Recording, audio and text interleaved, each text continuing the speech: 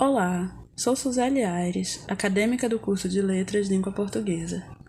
E essas são as observações da aula. Disciplina, estágio supervisionado 3. O conteúdo da aula foi denotação e conotação. A aula 21, denotação e conotação, teve a duração de 30 minutos e foi ministrada pelo professor José Francisco. As habilidades a serem desenvolvidas foram diferenciar denotação e conotação, compreendendo suas funções e identificando as situações em que são utilizadas. A aula iniciou destacando alguns gêneros textuais que puderam ser utilizados como exemplos de denotação e conotação.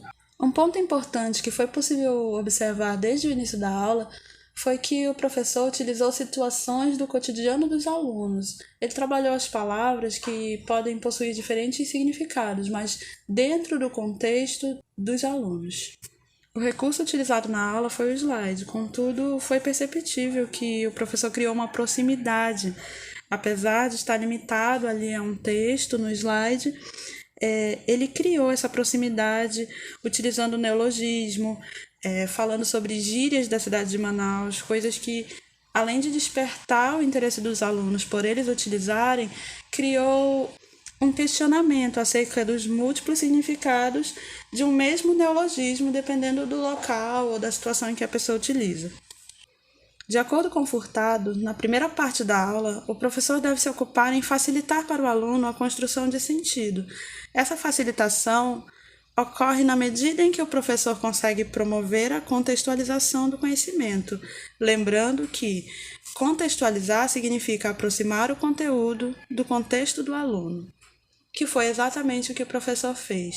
Ele não começou com conceitos, ele não explicou diretamente o que era conotação e denotação, ele causou um certo estranhamento no início, já colocando uma pergunta, sugerindo um questionamento, e isso foi muito interessante na aula dele, porque ele primeiro contextualizou, ele situou os alunos antes de expor conceitos, não deu o conhecimento pronto, explicar o que é conotação e denotação, dar exemplos para depois pedir que os alunos analisassem alguma coisa, para que os alunos fizessem algum questionamento ou respondessem a uma questão.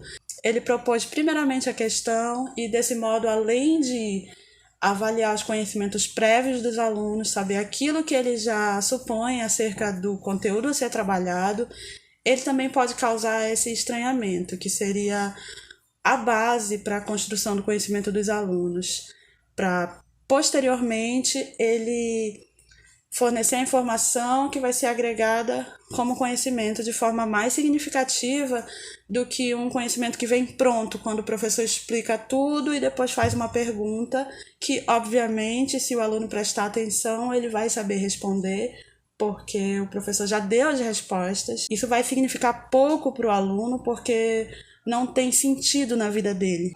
Furtado definiu os 3 passos fundamentais para uma aula significativa como: 1. Ajudar o aluno na construção de sentido. 2. Apresentar o novo conteúdo. 3. Verificar se houve aprendizagem. Esses 3 passos foram rigorosamente cumpridos pelo professor.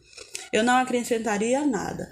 Eu acho que ele foi muito feliz nas escolhas e ele conseguiu ministrar uma aula de qualidade. Quando o professor trabalhou o conteúdo e, de fato, explicou que uma palavra é utilizada no sentido denotativo em determinadas situações e no sentido conotativo em outras situações, os alunos já estavam preparados para receber esse conteúdo. O questionamento acerca do neologismo que foi colocado em pauta no início foi um ponto positivo da aula e ele perpassou todas as etapas da aula, o que, de certo modo, aguçou a curiosidade dos alunos. Desse modo, é possível concluir que a aula, que foi direcionada à 9ª etapa do EJA, cumpriu todos os critérios de uma aula significativa.